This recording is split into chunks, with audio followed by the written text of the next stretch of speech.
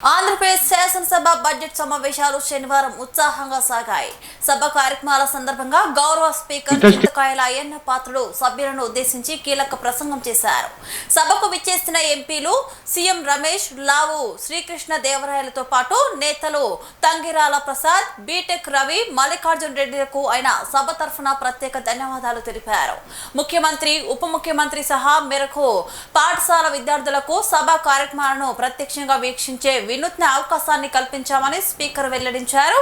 ఈ కార్యక్రమానికి విద్యార్థుల నుంచి అద్భుతమైన స్పందన లభిస్తుందని ఆయన పేర్కొన్నారు. ఇప్పటి వరకు దాదాపు 150 పాఠశాలల నుంచి దరఖాస్తులు అందాయి. గత 4 రోజుల్లోనే 22 పాఠశాలలకు చెందిన 798 మంది విద్యార్థులు సభను సందర్శించారని తెలిపారు. మిగిలిన 128 పాఠశాలల విద్యార్థులకు కూడా సభ ముగిసేలోపు వీక్షణ అవకాశం కల్పిస్తామని ఆయన హామీ ఇచ్చారు.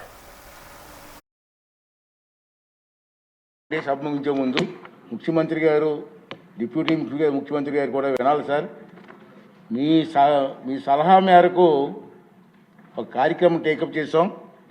అంటే ఈ సభకి చదువుకున్న పిల్లల్ని, స్కూల్ పిల్లలందరినీ పిలిపించాలని చెప్పి గతంలో మీకు సలహా ఇచ్చారు.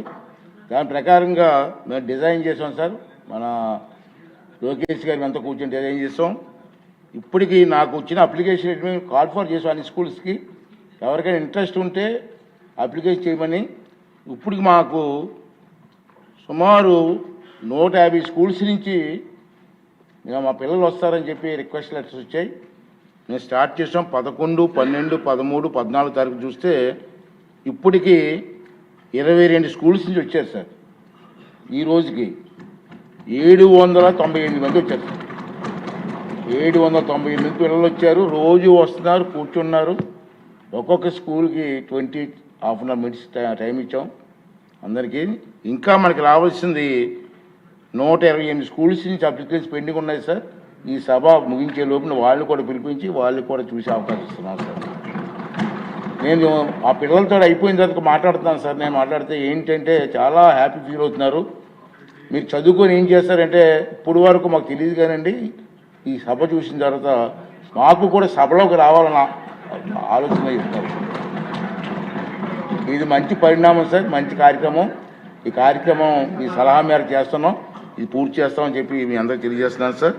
అదేవిధంగా గౌరవ మంత్రివర్యులు సాధారణ బడ్జెట్, వ్యవసాయ బడ్జెట్ ప్రవేశపెట్టారు. 17, 18 తేదీలో అంటే రాబోయే మంగళవారం, బుధవారంలో సాధారణ బడ్జెట్పై విస్తృతంగా చర్చ జరుగుతుంది. చర్చకు సన్నద్ధం కావడానికి బడ్జెట్ ప్రతిపాదన మీరందరూ కుల్లసంగా అధ్యయనం చేయవలసిన అవసరం ఉందని భావిస్తున్నాను. ఫిబ్రవరి 15, 16 తేదీలో సమావేశాలకు విరామం ఇస్తున్నాం. 15, 16 విరామం ఉంది కాబట్టి ఈ సమయాన్ని సభ్యులందరూ కూడా సద్వినియోగం చేసుకొని బడ్జెట్పై పూర్తి అవగాహనతో ఈ చర్చలో పాల్గొనవలసిందిగా కోరుతున్నాను.